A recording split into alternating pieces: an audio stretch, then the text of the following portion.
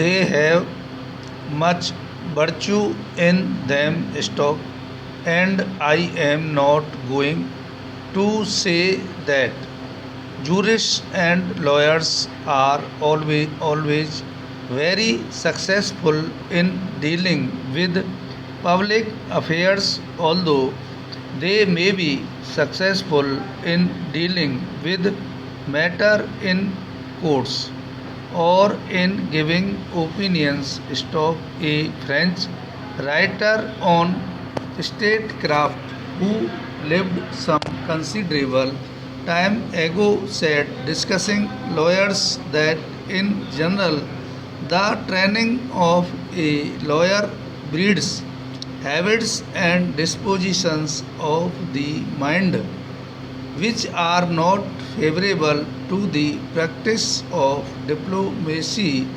Stop, whether that is entirely true or not, I do not know, but there is perhaps something in it. Stop, the politicians obviously often go wrong, but the lawyers and the jurists in their ivory towers can also lose touch with reality. Stop. Therefore, some of the greatest judges have been those who have not only interpreted the law but adapted it to changing conditions without doing violence to it. Stop. It would be absurd for a problem belonging to the middle of the 20th century to be considered by some textbook maxim of the 18th or the 19th century. Stop, para.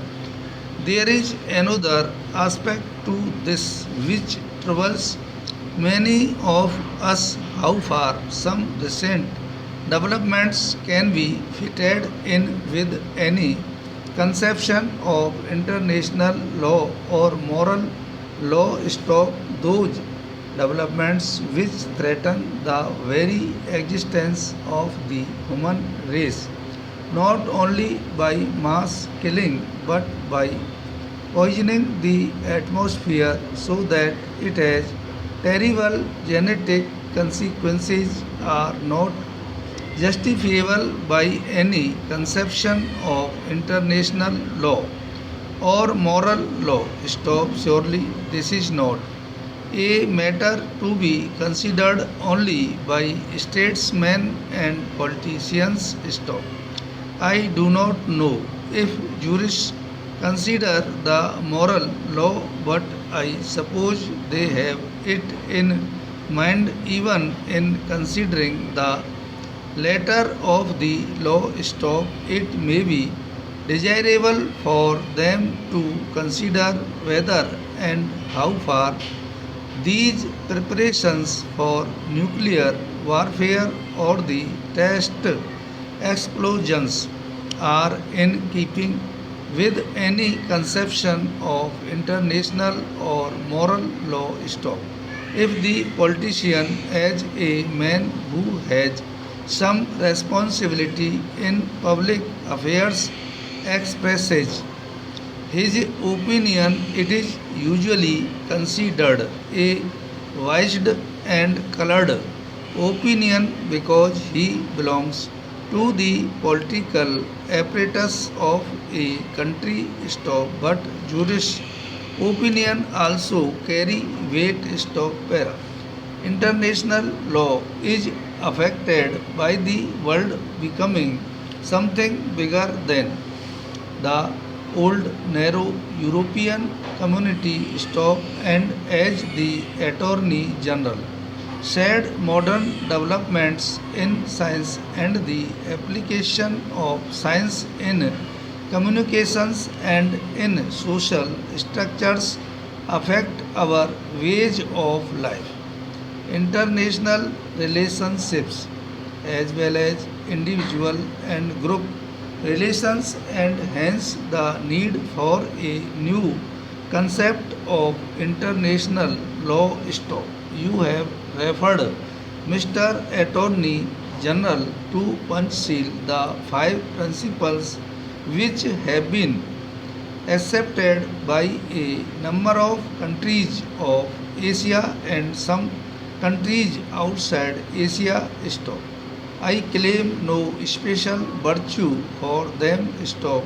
They are only some simple principles which, if adopted by nations in regard to international relationships, will not only lead us away from war but will establish healthy relationships.